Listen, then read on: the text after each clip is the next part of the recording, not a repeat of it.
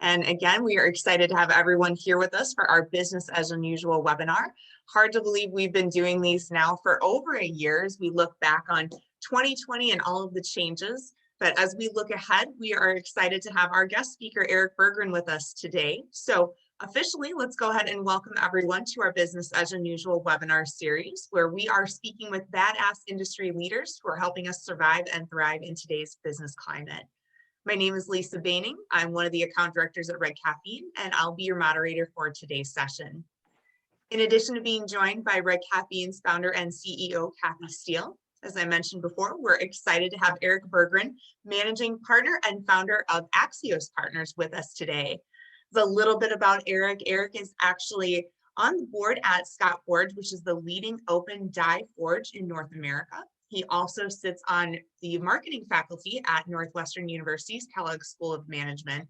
And in his role at Axios Partners, he actually helped found the company that's focused on really the customer value strategy and how you bring that into producing results, not only for your business, but for your customers. So we're excited to dig in on today's session where Kathy and Eric are going to be exploring how to shift your focus from features and costs to more of a value you're providing your customers. It's really a different way to think. It's more profitable to run your business. And we're going to cover a lot of ground here in the next 45 minutes to give you everything you should be considering as you move forward with this type of business model. Few housekeeping pieces. We do have everyone on mute today, so I encourage you to please use the chat function. You can also use the QA option as well to ask questions. And Kathy and I will be watching and monitoring those throughout today's session to feed those to Eric as appropriate. And we'll also get to questions at the end as well. As we've been doing with all of our Business as Unusual webinars, the first 5 registrants have received a $20 Grubhub gift card to purchase lunch at one of their local area restaurants. We know how hard hit the restaurant industry has been over the last year, so it's just our small part in helping those businesses survive as well. So thank you to Suzanne, Catherine, Tony, Ira, and Randall, who are our first 5 registrants. You should have received your gift card last night, and if not, feel free to reach out to me. So with that being said, let's go ahead and dive into today's topic, and I will welcome Kathy and Eric officially to the floor. So good afternoon, everyone, and let's get started. Thanks so much, Lisa. Eric, we are just absolutely thrilled to have you with us today and really excited to dig into this topic. And so why don't you just give us a little bit, Lisa gave us that top line view of your background, but tell us a little bit about your career journey and how you got here. Well, I was a strategy consultant at a strategy boutique originally, and I got assigned to do a strategy for a natural gas producer. And I thought, well, this is going to be pretty fast because natural gas is a commodity. And we all know that it's all about cost and getting your costs low, and you make a lot of money if you're the low cost provider. But instead we went out and talked to a number of their customers, about 50 of them actually, and we identified about half the market. There were some other things you could do for them besides just providing that molecule of methane. And they were able to differentiate their offering. They increased their profitability, their profit margins by 40%. And they jumped from the bottom quartile in customer satisfaction all the way up to number 2 out of 100 and some. So it was at that point I thought, well, maybe there is something to this customer value idea and looking at it in terms of value instead of just the product. And I've really spent the rest of my career focused in on helping companies innovate the value that they deliver and then manage it for both growth and profitability. That's so, seems sort of contradictory to be able to charge more and have more happier customers. So really excited to hear more about that. So, we always talk about the different growth lines. We focus on really 9 different ways to grow a business with our client base, and pricing just underpins, the entire process. So I'm just anxious to have you kind of get down and start to explain what does this mean? What is customer value management? What is customer value leadership? sort of give us the just that baseline understanding. Yeah, so the customer value management really focuses on getting that deeper understanding of value on multiple levels, and then literally managing the business based on that value. Why don't you switch over to the next slide, please, Lisa? Oh, I'm sorry. The next one. Yeah, the next one. So it's all about figuring out what that value is and then making all your business decisions based on the knowledge of that value. And what that helps you do is to both grow because you've got more value, but also there's a lot that you can be doing with your company with those insights to manage your profitability a lot better. And a lot of people come on these webinars to promote their own book. I'm here to actually point you to somebody else's. If you really want to see the really kind of the definitive work on customer value management, my colleague James Anderson wrote this book, and while he did write it a little bit ago, it's still even more relevant today in terms of, so if you're looking for some further reading on this after our webinar, I would recommend you check out both of these two things. So, let me start with another story here. So if we're really going to manage value, we need to really understand it at a much deeper level. And I had a client, and I don't know whether you're going to be able to see this, but this is what is a Petri dish? Yes. It looks like a Petri dish.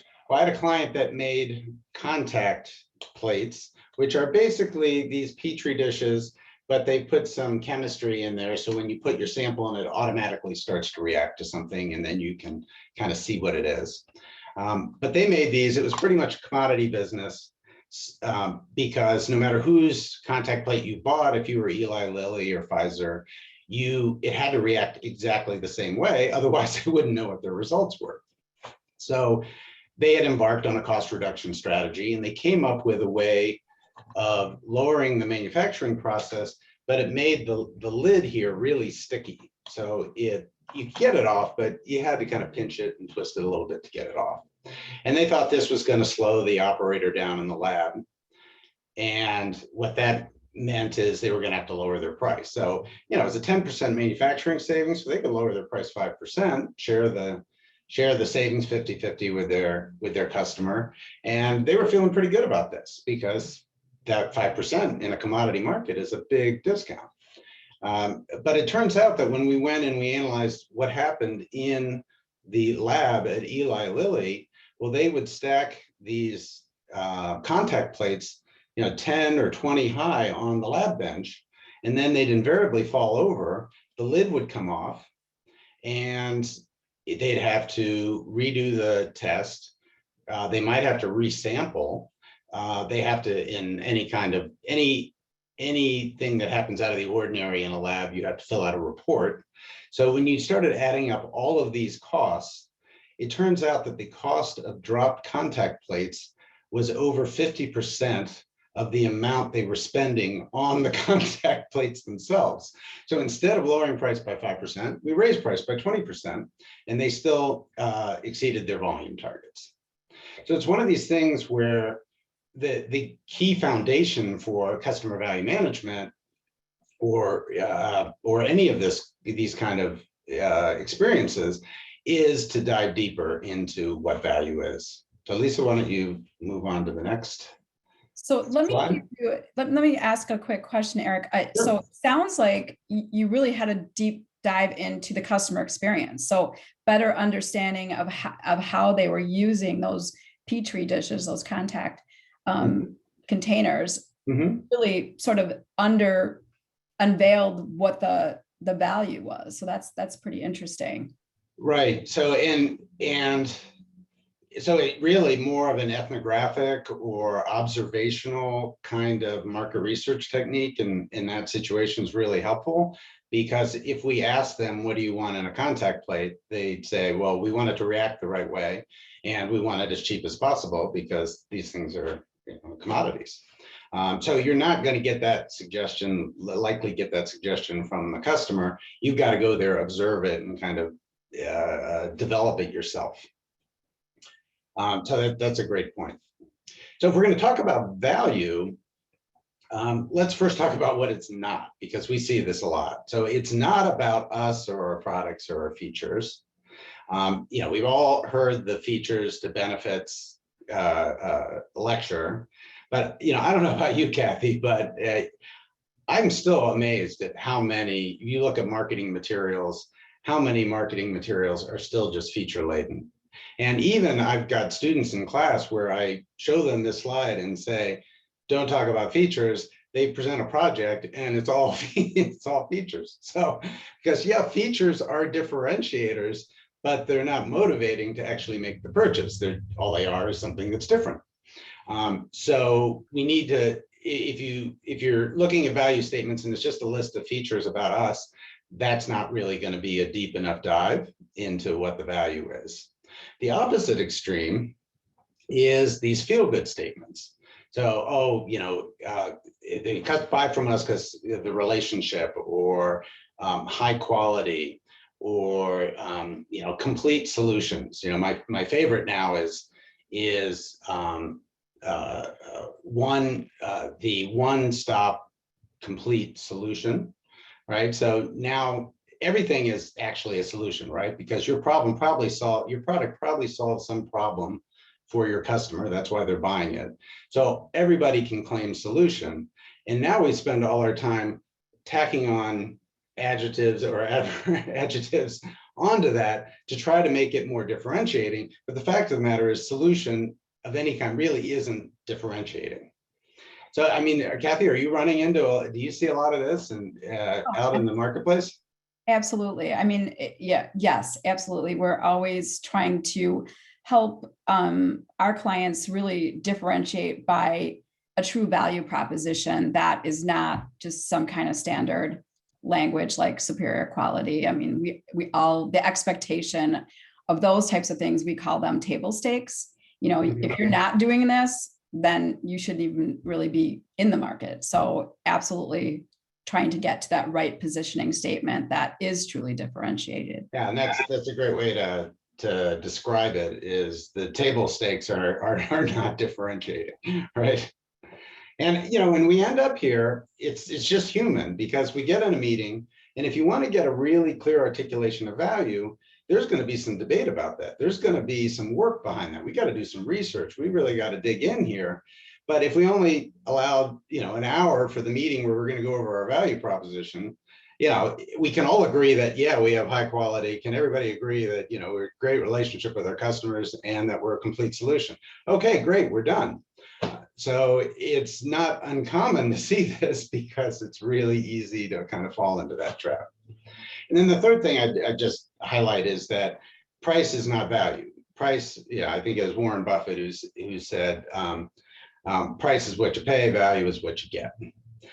So we always, if we're gonna, in our sales marketing, want the customer to distinguish value from price and actually have some value conversations, we've got to be disciplined too, and not just throw low price in as a benefit or talk about price as some kind of benefit to them, some part of the value. It's what they're paying to get the value that we're providing.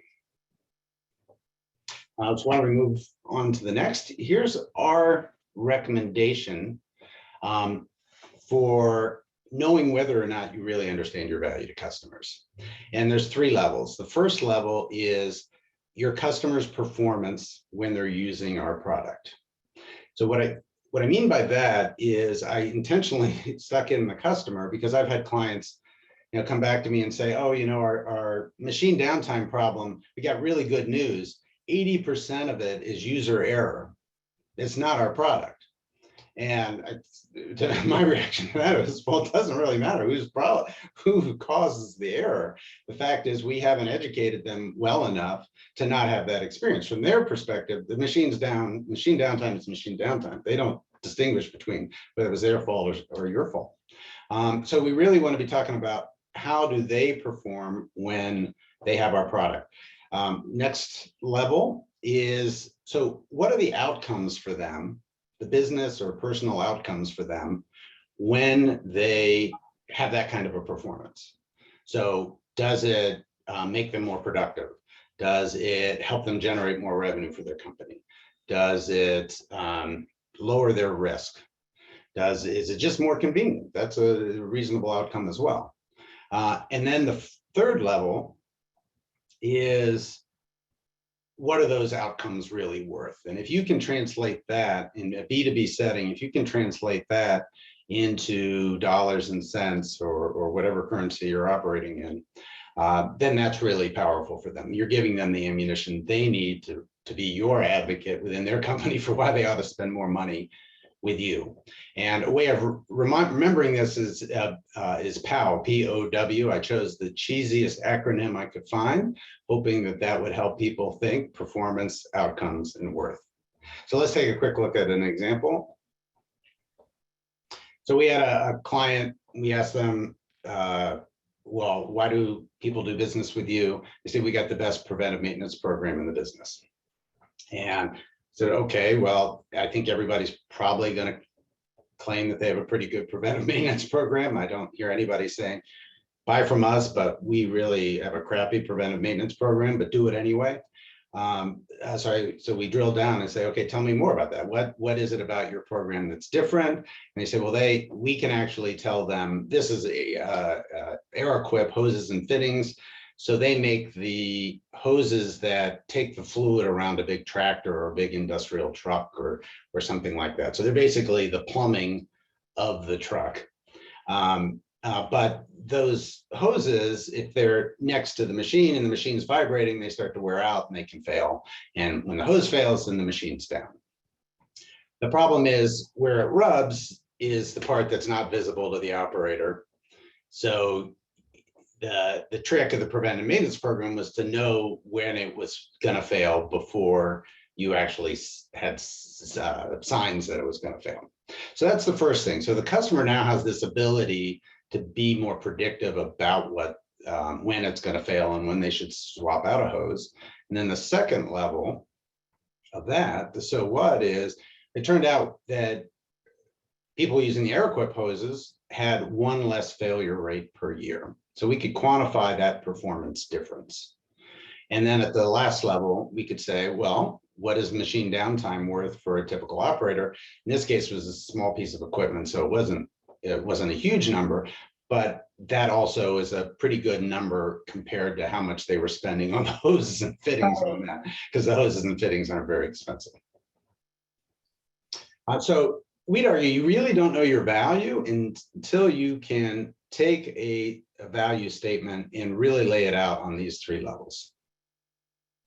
Yeah, that's incredible. I think, having worked with a lot of clients on their preventative maintenance programs and clarifying that positioning, I definitely feel like being able to quantify it to that term is pretty impressive. Yeah, and Kathy, with IoT now, the preventive maintenance programs are getting so much better, but now you've got all this data just coming to you, and it's really a huge opportunity for us, just particularly on the industrial side, where if we've got sensors that are sending data to us, how can we use that as input to be quantifying what our value really is worth to our customers, instead of having to go out and do kind of a separate research project. So it's really a great time to be looking at this stuff. Absolutely. So if you want to get to that third level, you need to think about it in these terms. So if I'm a customer and I'm considering to buy something, I'm going to look at what's the differential value that I'm getting from that customer. So what's the value? And value is always a relative term. That's another problem why we get to these kind of vague platitudes and feel-good statements, is we're trying to say, what is our value against every competitor in the marketplace? And that's not our job. The customers don't think that way. The customers think about, okay, I'm considering this or I'm considering this. And we got to be quantifying our value relative to what we call their next best alternative to doing business with us. Because if we can beat the next best alternative, we'll beat all the also-rans. Now, I get a lot of clients that they say, well, why don't we build the value model against the weakest competitor, because it's going to look really good. And I said, well, that'll get you into the final two in the final stage of the bid process, but that's not going to win the bid, because now you have no data relative to your toughest competitor about why you're better. So we always want to start with the toughest competitor, and then the weaker competitors are going to fall away. So we're looking at that differential value, and then Lisa, if you'll advance us one more, and we compare that to what the differential price is, or kind of an academic term for what the price premium is. So is the value I'm getting more than the price premium that I'm being asked to provide? And what that difference is, if you advance one more, I like to refer to that as the incentive to purchase. So by lowering price, we're not adding any value, we're just giving them more incentive to buy.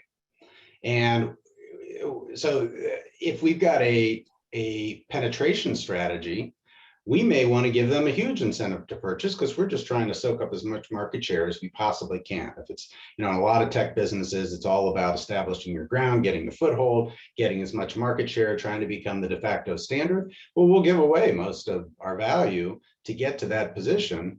So we're creating this huge incentive to purchase. But if we're more of a skimming strategy, where we're trying to find just the most profitable pockets in the marketplace, we'll keep most of the value for ourselves, realizing that we're going to lose some customers in that process, but we're going to be a highly profitable firm. So the price decision really should be kind of separated out, and it's really derivative of what your overall market strategy is. It's not really a marketing issue. It's really an overall business issue. So, I love this, and I know you're going to talk a little bit about this later on, but when you're talking about price differential, how are you getting at price, like competitive price? What means are you leveraging to research competitor pricing structures? Our clients have used a variety of methods. I mean, oftentimes we'll build a value model with list pricing, knowing that nobody pays list, and at least their enterprise customers don't expect to pay list. But then there's a kind of an understood discounting structure that they've been able to develop. We have other clients that call as a third party and just do a survey every once in a while to get a handle on pricing. So there's a number of different ways you could get at it, but you're right, that is a pretty tricky issue in B2B, because a lot of prices aren't as published as they are in the consumer world. Yeah, we do that a lot in our interviews for setting strategy. So, asking as a third party customers of our clients to better understand how they're priced against competition. But yeah, I know the challenge, especially. Yeah, and do you do that in a blind interview? So you're that kind of a. It's anonymous, yes. So we'll do it through an anonymous surveying. Usually it's coupled with other questions, but we definitely want to understand how we. Yeah, that's great stuff. That's great stuff to do it that way. So here's the tool I will leave you with in terms of building up those equations that you need. We call them word equations. And the reason for that is once you start throwing numbers in, then it gets to be a very contentious kind of debate. So what we found is it's best to first start by just describing in words what is the math that would fairly and accurately calculate the value that you're delivering to your customers. So we did some work for HP a while back, and they made a backup storage system for data centers. They had fewer backup failures, and yet they were number 4 market share. And you would think that the number 1 source of value for a backup system should be fewer backup failures. You would think that that would be highly valued by customers, but it wasn't. So what we did is we structured one of these value word equations, and the simple example here is what's the number of failures per year with the next best alternative minus what's our or HP's failure rate times the cost per failure. And then we start peeling back cost per failure and say, okay, well, what is the average cost per failure? And in this case, there was some tech lead time. So we took the amount of time that it took to resolve the failure and times their cost per hour. And then there was some operator time. And we started calculating those things out. So there are a couple of things to note here. One is we like to start high level and then break it down into smaller chunks. So the first high level is a pretty simple equation that everybody can kind of agree to. And then as we get into the details, they'll see more and more of how it kind of builds up. A second thing here is we want to be really explicit about our assumptions. So nothing destroys our credibility with numbers faster than when they discover that we've made some assumption that's wildly in our favor and that doesn't really represent how their business works. Then they won't believe any of our numbers ever again. So what we want to do is we want to pull out as many assumptions that are implicit in that equation and bring them to light and get them to agree that, yes, that's exactly how my business works. That does work. And a funny thing is when we go to customers and we show them the word equations, we show them these word equations, and invariably, if I've got somebody from sales with me from the client, they come back out of that meeting and they say, well, I learned more about how their business works by virtue of really understanding how these economics affect them, how these different changes affect them, and how they actually look at quantifying this stuff than I ever did in any of my other sales calls, because I was always dealing on more of a qualitative level. So there's a good step there. The other nice thing about it is if you can get your customer to agree in principle that this is a fair way to measure the value, then when the value comes back and it turns out to be pretty high in your favor, which is a good problem to have, they can't just start changing things. I mean, you can say, well, a week ago, you felt this was a pretty fair way to measure it. Now you're backpedaling because you think we're going to raise your price or whatever you're worried about. But what's changed from last week to this week? So you kind of get an anchor in the ground about this is a good way just jointly to measure this stuff.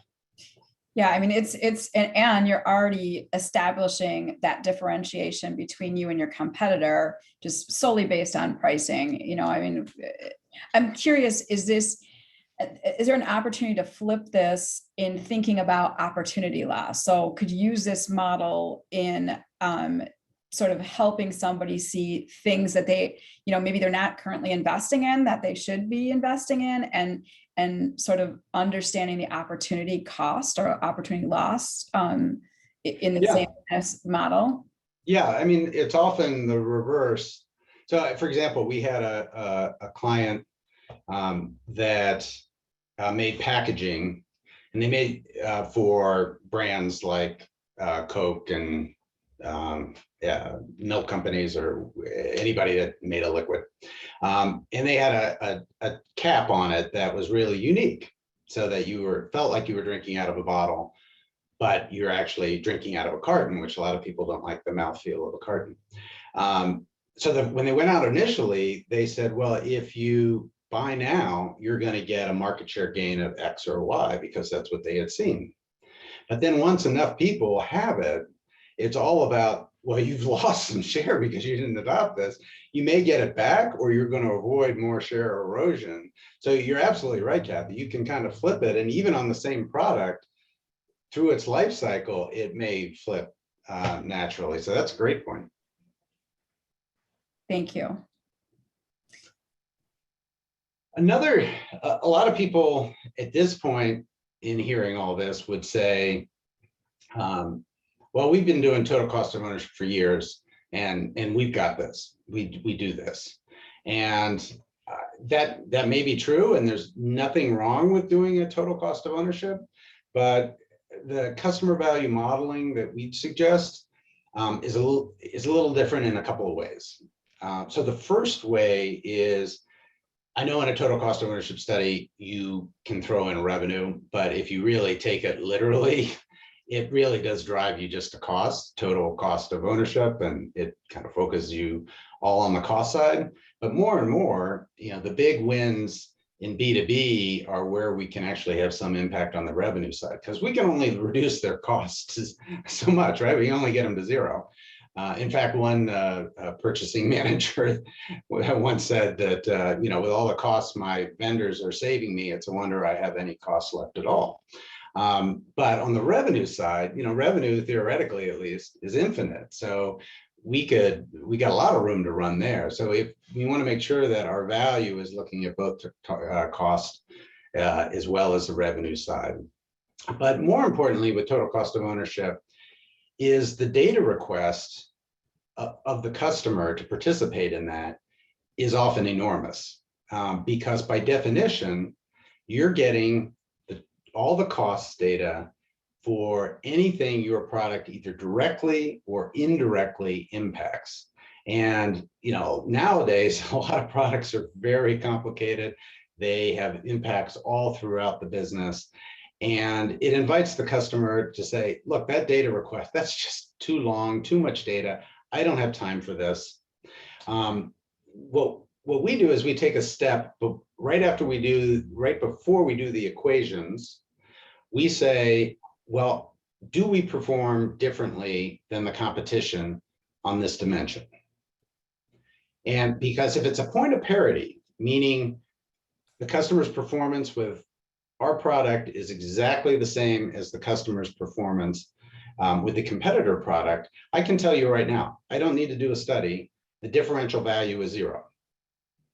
So if we and the customer already agree that our performance is the same on some dimension, why are we gathering any of the data for that just to prove what we already agree to? So let's focus on the things where we and the customer agree that we either overperform or underperform the competition, or I would also allow for points of contention, and not just the points of difference where we are different than the competition. There can be points of contention where we think we're better, customer says you're the same, or we think we're at parity, customer says you aren't. It's not usually the other way around, where the customer is telling us we're better than we think we are. More times than not, customers saying you're not quite as good as you think you are. But what this does is it allows us to throw out a lot of the data that we need in order to make a value calculation. So that I would invite you, even if you're going down the total cost of ownership route, one of the ways to streamline that whole process is to think about these points of difference versus points of parity. And if the data you're asking for only affects a point of parity, please don't waste everybody's time anymore. And then the third component here that can make this really powerful is to bring benchmark data to the customer. So we'd go out and we'll figure out exactly how much the value is by looking at, well, you do it one of two ways. You either do a side-by-side comparison. So if you've got a customer that's where you're primary and they're secondary supplier, and you can actually go to one customer and see the performance side by side, that's the ideal way to do it. Now, unfortunately, a lot of times we're sole suppliers, so we have to do more of a side by side comparison where we look at a group of our customers' performance and a group of the competitors' customers' performance, calculate what those averages are, medians, depending on what the data looks like, and then do the comparison that way. But what these benchmarks do is it brings tremendous credibility to the numbers, because a lot of value calculations that I see out of companies in sales settings are more what I call what if calculators. What if we increased your revenue by 4%? It doesn't really show where they've done that. It just says, we think we could do this. We think we could do this. So it's not all that compelling. And frankly, they already know what a 4% revenue increase means to them. You're not telling them anything new with that calculation. So by bringing these benchmarks, it gives your numbers, your prediction, a lot more credibility as to what they should expect. So speak to a little bit of, where are you getting that research done? Where do you go to find that kind of benchmarking data? Yeah, so it could be a lot of things. It could be like Red Caffeine going out and doing an independent study where you're anonymous. It could be, what we've done with a lot of clients is we train their people about how to go in and ask for the data, and then they do it. They do it themselves. The HP case, we ended up doing all the data collection for them, but you can do this data collection on your own. And as I said, now with more connected devices and products, if you're really clever and think ahead, you may be able to get some of this data coming to you automatically. Right. The other thing I would say is when you're launching a new product, we are always so excited to get the product, get the sale, and get the product out and working. But there's a huge opportunity in there, because once they say yes to a new product, they're excited, they want to get going, and they're their most malleable.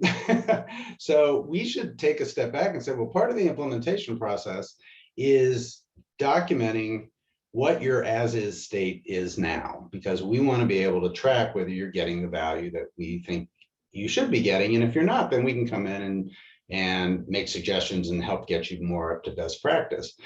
But then if that's part of your normal implementation process, is to get a snapshot of the way it was, you've got that data coming just kind of through the normal course of business, rather than it having to be a separate research study. Because studies aren't scalable. They're one-time things. They've got a good run and then they're over. But if you can build this kind of data collection into the way you go to market, then that can really keep it evergreen, and that scales really fast. Yeah, and I like that theory. I mean, beta testing, not just for technology, but for anything, a new service or product launch. And I wouldn't disagree. I think getting data from clients is one of the most challenging things that we all face. A lot of people just have not, really leveled up in tracking all these different data points. So it's a really challenging situation for them to unearth. So sometimes we even would have guesstimation, like, if you couldn't get to the data in a quick manner, is there a way we can just agree on, what we think that benchmark looks like, and then we can use that as our benchmark, and over time perfect our understanding of that number as well. Yeah, and that's the thing. That's a great point, because when a customer is reluctant to share data with you, always share a range or something that seems reasonable, or a benchmark, and invite them to say, is it higher or lower, or, and they'll usually kind of nod or do something to let you know that you're at least in the ballpark. It's a reasonable number. If it was an unreasonable number, they would tell you. So if they don't jump on that number, then it's starting to kind of triangulate on exactly what might be the real number there. So it's an excellent point. I'd say to that point too, one of the questions from our audience, Eric, is since we're talking about metrics and trying to define that, is do you generate metrics around growth or success for clients who subscribe to this model, what we've just talked about? And if so, is there a range of growth that you could share that you've seen when people subscribe to this? Yeah, well, we have a kind of a slide towards the end that shows that this is a win-win for both the supplier as well as the customer. But what I'll say is that it depends on your product line or your service line. This isn't specific to either products or services. If you don't have differentiated products, then it's not going to do much for you. And that also means that if we're really honest about our product line, even the most differentiated premium suppliers, we found that maybe a third of their product line is really differentiated, and the rest they're kind of treading on the brand, and that's great, and I'm all for that. But really only a third, maybe a half is truly differentiated. So we can have a dramatic impact. So like the examples I'm showing you that I've already shared, HP, for example, they went from number 4 market share up to number 1 in 18 months. Once we packaged up the data, we did a webinar for them, we did a white paper for them. But the reality was they had a superior performing backup system. We can't take a underperforming product and get good numbers that people are going to believe, because this is not about tricking the customer. This is about a process, we call it a process of joint discovery. Customer doesn't know what the value is, we don't know what the value is. So we're going to try to figure out and quantify what that value is. So I would say it's kind of this all or nothing thing, where you either get these really dramatic results where you had some differentiated products, but you didn't really have a good way of talking about it or proving it, or giving the buyer the ammunition within their organization for how to justify paying that premium price. Or you have a bunch of products that are really more me too than you want to admit, and you won't get as much out of that. So the other thing I would also say to be thinking about is, does the customer think your product is a strategic purchase for them? Now, it's probably a strategic product for us. We're going to think our products are always strategic. Right. They're strategic to us because we want to make money off them. But there are a lot of products that B2B companies buy that they don't view them as strategic at all. And they don't want to spend much time on them. And those are a lot harder to get this kind of data for, because if they don't view it as strategic, they just want to make a quick decision and move on. So that can be a challenge too. So if you're looking for a place to start with this, you want to start with your most differentiated products and those products that your customers would consider to be more of a strategic purchase for them.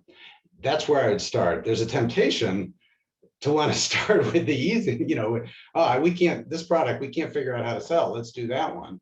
Well, you probably can't figure out how to sell. My guess is because it's not differentiated in any way, or it's completely underperforming, is why you're having that problem.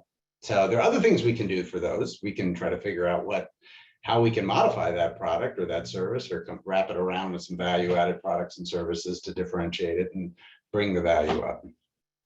Another follow-up question to that for you, Eric, off of our LinkedIn group, since we're talking about contributors here, is there any way through this model that you could account for individual contributors? And so their follow-up was, perhaps you have a team or a person with a unique skill set that can contribute a differentiated value. Is there any suggestions on how you could account for that?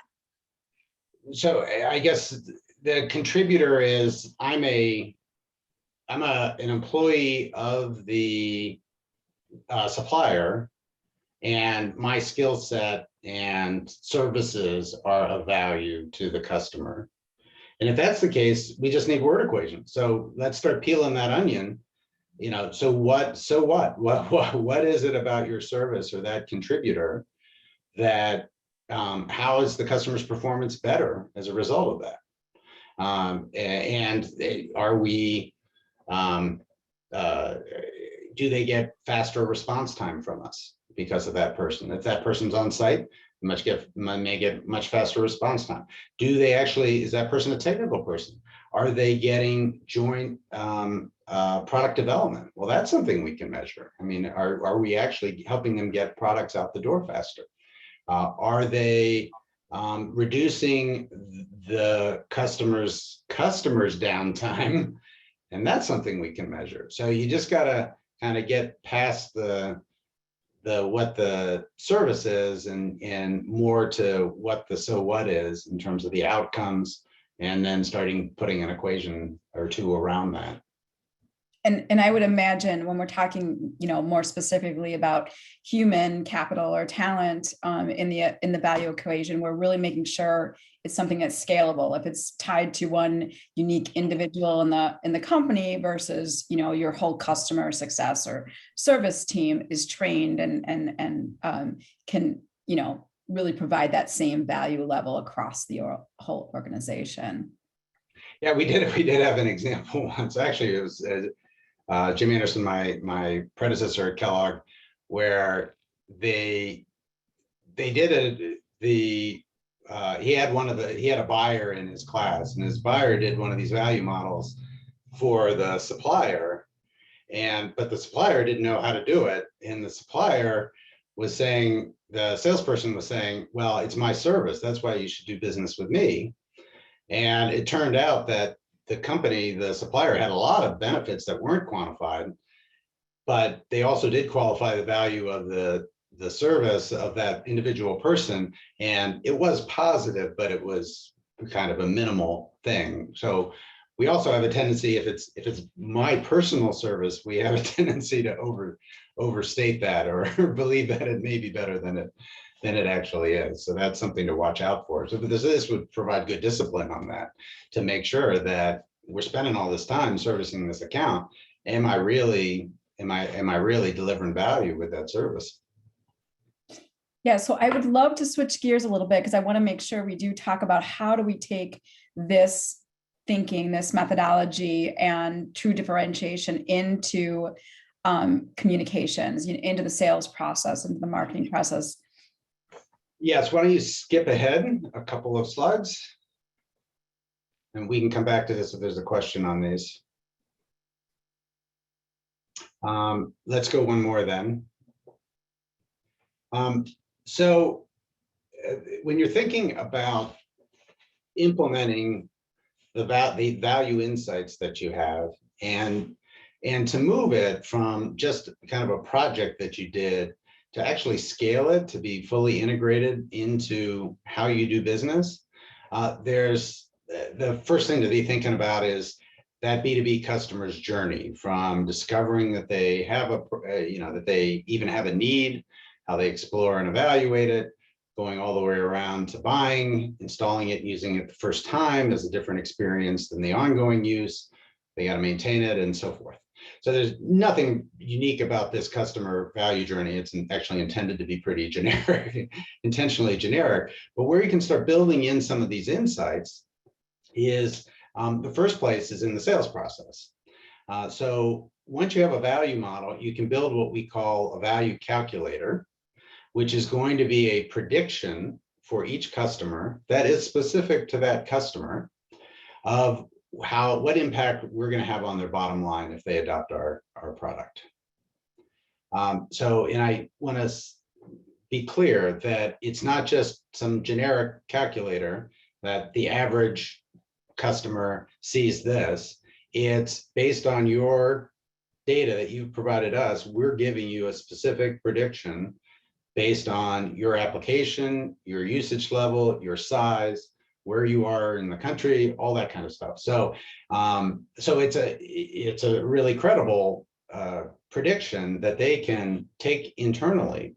Part of what we're trying to do here is we're trying to turn our buyer into our seller within their organization. So we're trying to give them as much ammunition as possible for them to not only push for our product, but also be able to defend if we're a premium price product. They need to have some real clear argumentation for why they're not going with the lowest price. So value calculators are one way to do that. The other thing is justifiers. So if this is not a strategic product for that customer, or is not that differentiated, we don't do the full value calculator because they won't have time for it and they really don't even want it.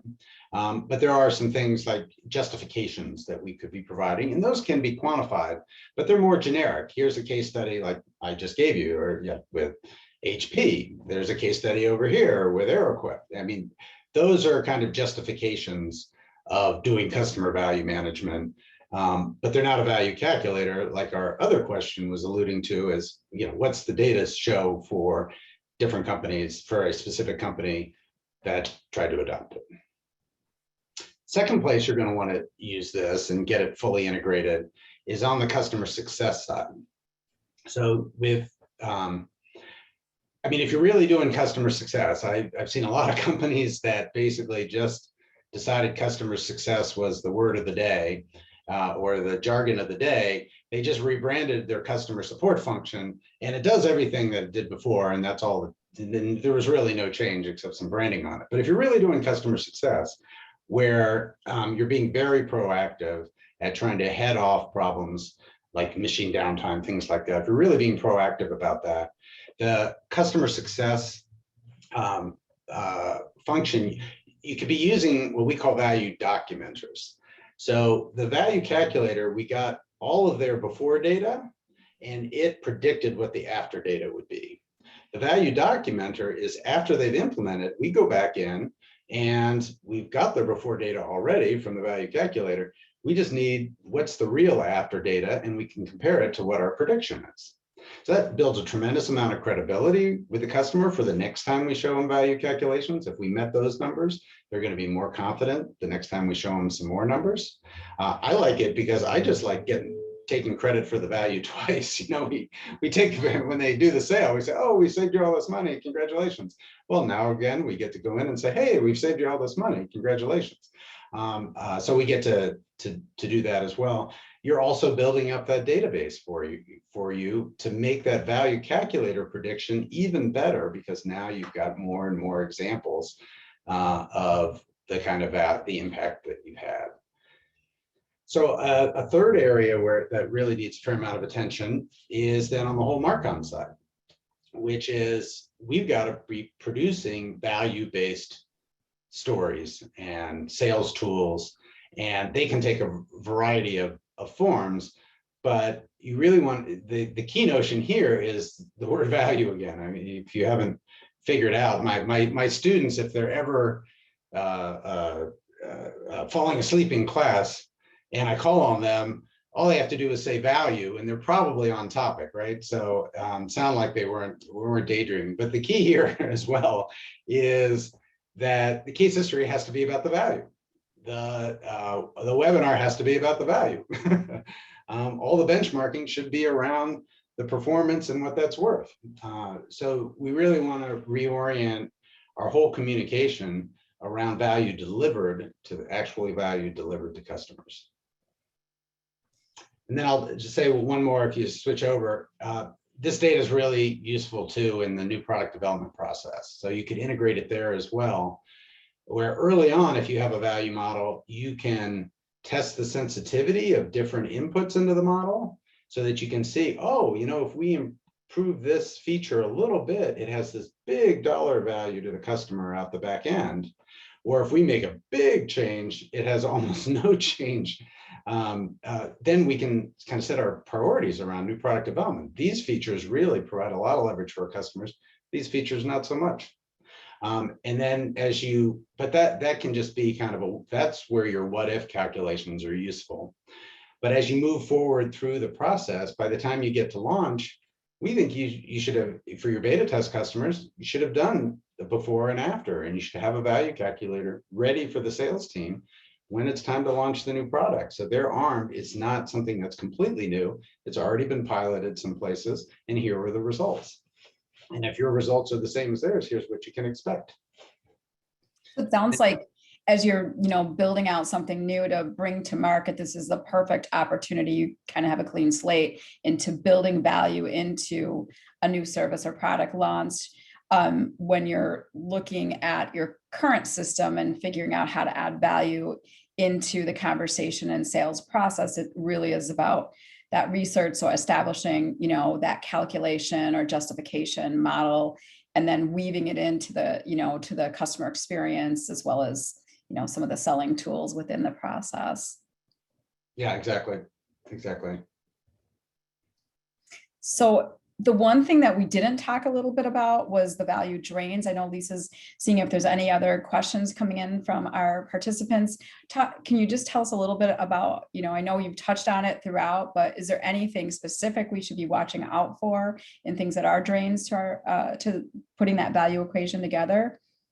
Well, we use a value drain. Think of a value drain as something that we do for our customers that costs us more to do than the value that they receive. So you're really just shrinking the pie with it. So so what you can use the value model for is not just, well, I'm going to sell the customer more, or I'm going to try to charge them more, or something like that. You could identify all the stuff that we've thrown in over the years. In B2B, what happens a lot is to get the deal, we throw something in for free, and then the next year we throw another thing in for free. And then about 5 years down the road, you find you have all these other things you're doing for the customer.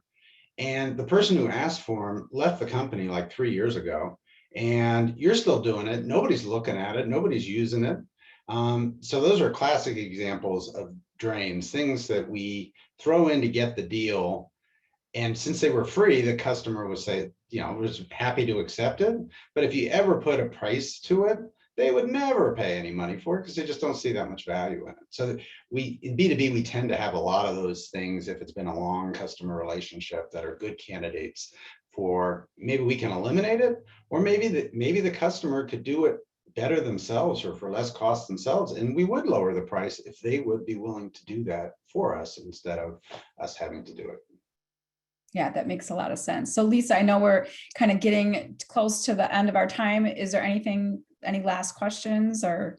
I didn't have a question, but I had a great comment from Jacqueline in our QA option, and just wanted to say, I would imagine that salespeople do think about the strategic approach to things earlier when we were talking about the value. But however, I imagine that doing this value work will also help identify the right customers for the value and make sure they're not devalued. As Kathy will joke, not a red caffeine webinar without a dog barking. So yeah, well, that person is absolutely correct, that you'll find, the people I want to target or the companies I want to target are the ones who'll get the most value, because it's going to be the easiest sell.